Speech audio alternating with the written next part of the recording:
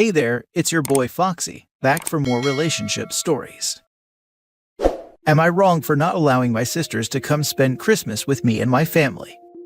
I 29 male and my parents' only child together. My dad 55 male had an affair, which resulted in a pregnancy, and my mom left him over it. The woman had twin girls Bella and Amy, both 19, and I deeply resented all three of them for many years. With time and therapy, I was able to let go of most of my anger, but I will never be close to Bella and Amy and just opted to be polite whenever I saw them or their mom. In a tragic twist of almost laughable karma, it was revealed that the woman my dad left my mom for wasn't as true to him as she led him to believe, and that Bella and Amy weren't his. It got nasty, and they divorced when Bella and Amy were 16. My dad agreed to still be a part of Bella and Amy's lives at the time and so opted for 50-50 custody. However, after a health scare, Bella decided she wanted to find and reach out to her bio dad, and while my dad wasn't happy about it, Bella soothed his worries when she stated that it would only be for medical purposes, as she had no desire to have him in her life. My dad helped Bella find him and they had a meeting and never said anything about it again. Unfortunately, it was revealed that Bella lied and was still seeing her dad in secret, and Amy eventually joined her. My dad wasn't happy about it and there was an argument, but when Amy brought up how it was their right to see their dad, something in my dad snapped. He got quiet and told the girls that they were right, and when Amy and Bella left to spend the summer with their dad and his family, my dad put the house up for sale, moved all of Amy and Bella's things to a storage unit, deleted his social media, and changed his number. My dad then sent a letter to Bella and Amy to their mom's place, explaining what he had done, and that they had 30 days before he cut off all financial support, like college funds, phones, etc., saying that since their bio dad is so important, that he can be their father fully. My dad hasn't spoken to the girls since, and his side of the family is on his side thinking that Bella and Amy are ungrateful and just as disrespectful as their mom. Bella and Amy have reached out to me to help them see and talk to my dad again, but I don't want to get involved. I don't even know where to find him, we just call, text, or FaceTime each other. My father finally reached out asking if he could come spend Christmas with me, my wife, our daughter, and my wife's parents, and I agreed. I'm not sure how, but Bella and Amy found out and told me that they were going to over too. Not ask, but told. I said no. I know that eventually my dad is going to have a talk with Bella and Amy, but I don't want that drama at my house during my daughter's first Christmas. I told my dad about Bella and Amy, and he said that he said everything he needed to in his letter and has no desire to talk to them. I told Bella and Amy that they are not welcomed, and now they, along with their family and friends, are calling me the bad guy. Am I wrong? Now for the top comments. Not wrong. This is not your circus, these are not your monkeys. You have no biological or familial relationship with Amy or Bella, and you're not obligated to provide the forum for them to have whatever conversation they believe they need to have with your father, especially at Christmas around his family. Not wrong. But let me tell you something. I have a feeling they're going to show up anyway. Is there any way you can change the venue?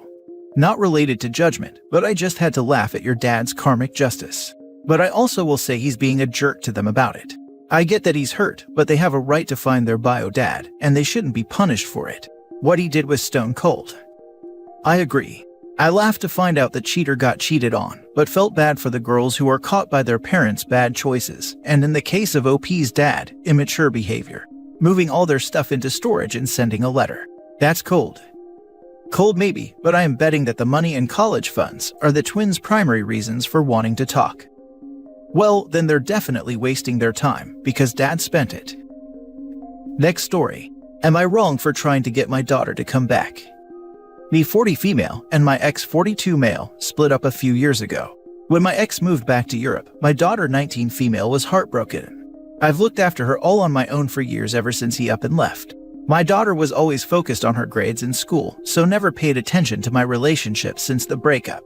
My daughter always helped me with my son 9 male since he was born. He is my current boyfriend's child. My daughter has never got along with my boyfriend. They constantly fight with each other. I just put it down to her being a teenager. I know she still talked with her father, but I never intervened on their conversations. However, once she turned 18, I had a huge birthday surprise planned for her with my boyfriend's help. I went to wake her up that morning as she was never a morning person, but she wasn't there. I started to freak out and began calling her nonstop. She never answered. I noticed her documents were missing from the family safe and started freaking out.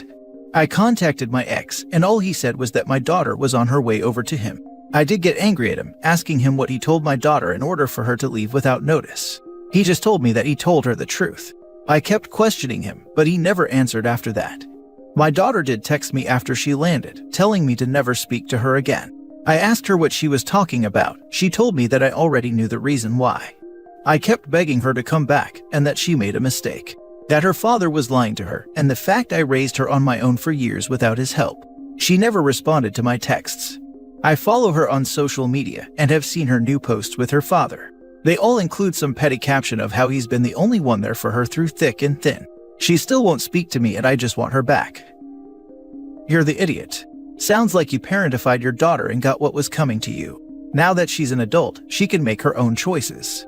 Unless you can provide more info to refute this. My daughter always helped me with my son 9 male since he was born. And she hated mom's boyfriend. My daughter has never got along with my boyfriend. They constantly fight with each other. I just put it down to her being a teenager. So it sounds like she let her boyfriend terrorize her daughter, didn't defend her daughter, and was more interested in using her daughter's service to care for her new child, rather than parenting her. I'm not clear on this. My daughter was always focused on her grades in school, so never paid attention to my relationship since the breakup. But that sentence makes it sound like OP ignored her daughter too. OP, you have your answer. You ignored your daughter, focused on your new boyfriend and your son. Insisted that your daughter care for your son. You let your boyfriend terrorize your daughter, and you wonder why she's gone no contact. You reap what you sow. You're the idiot. So your daughter got the hell away from you the instant she legally could, and you have no idea why. I suspect we are not getting the whole story here. Definitely not getting the whole story. OP knows something, and doesn't want to make herself look worse than she already does. There is a lot of missing information here, and I suspect you've left a lot out on purpose. A child doesn't go no contact with their parent for no reason. You said your daughter and boyfriend fight a lot, but chalk it off to her being a teen, which sounds to me like you take his side over hers. You've had her help with your son always, which she no doubt resented the whole time. I doubt she never paid attention to your relationships, plural it sounds like. How many men were in and out of her life during her childhood after being devastated when her father left the country? So far by cobbling this together, I'm going with you're the idiot. There were not many men. After I left my ex, I tried to get back into the dating scene. My daughter never cared or asked about who I was with. Until I met my now boyfriend, and she starts fighting with him. What did he do to her? What does she say he did to her? He manipulated her to believe I was unfaithful to him. I never cheated on my ex but believed every word he said. No, they were asking what your current boyfriend did to your daughter, not what you believe your ex did. The problem is coming from inside your house. Next story. Am I wrong for letting my sister's kids live with me? I 50s female, have a sister in her 40s, who sees herself as my family lives in a camper van Instagram influencer. In 2020, she, her husband, and their 4 kids moved into a camper. They homeschool the kids, travel all over the US, etc. They come to visit for holidays, but we don't see them besides that. My husband and I are the opposite. We have 4 kids and live in a big, beautiful house in Colorado. So the issue, my sister and her family came over for Thanksgiving and spent the night. My sister's oldest female 13 and male 13 twins slept in my daughter's and son's rooms with them. In the morning, my niece and my sister got into a big argument, with my niece being incredibly angry at her mother for making her live in a camper when she could have so much more space, not have to share so much with her brothers as they all sleep in the same area, and be able to have more clothes, friends, or extracurricular activities. I asked what was going on, and according to my sister, this has been an argument for a while. Money is not an issue, as they had a house before and sold it for a huge amount of money. My sister has a trust fund and a job, but she just likes living in a camper.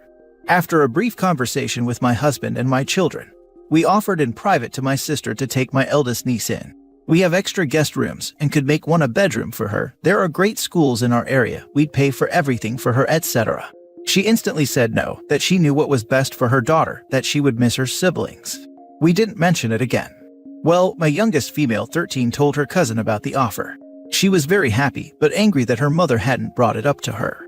She told my sister that if she made her come live in the camper again, she'd never do anything her mother wanted, because it was unfair that her mother wasn't letting her have a true childhood. While I don't condone tantrums like that, I understood where she was coming from and helped convince my sister. When her twin brother found out, he wanted to stay too.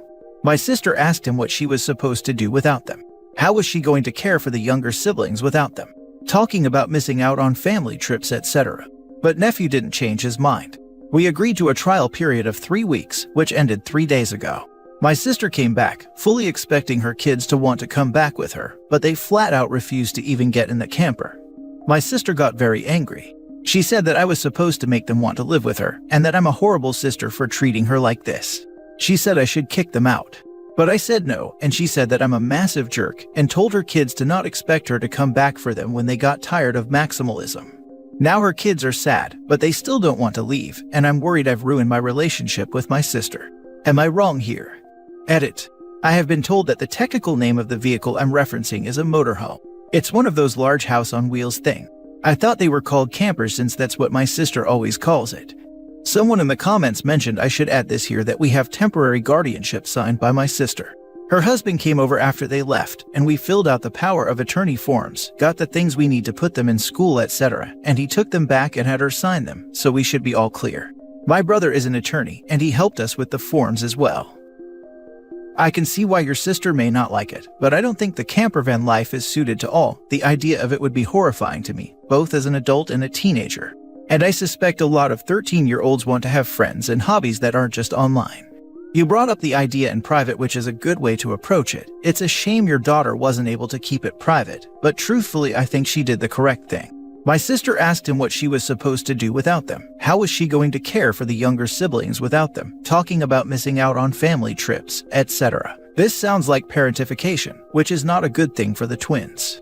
They should be living the life of a teenager, only helping to look after younger sibs or kids if they are paid babysitters, and only for a few hours a week if they want the extra money. You are not wrong. I thought that after the first paragraph, and the rest just confirmed it for me.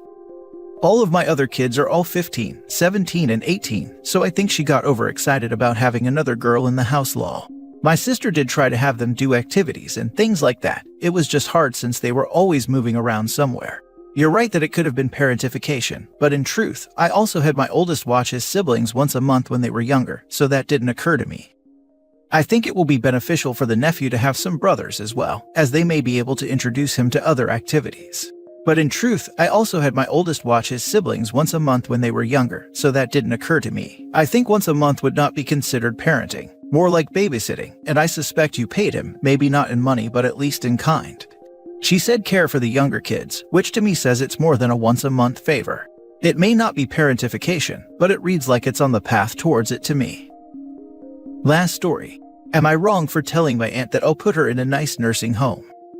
I 17 female, aunt 49 female, is pregnant with her second child.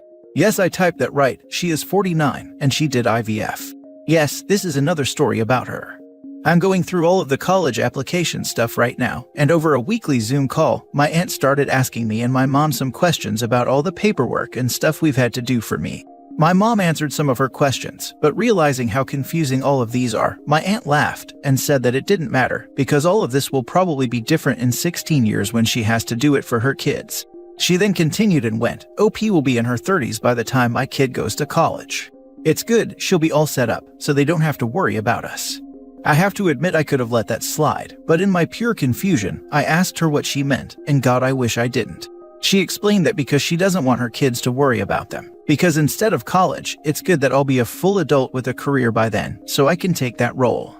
Now, this woman has been a witch to me in the very recent past, and I know that at this point I need to be the bigger person, so here's where I'm probably the bad person.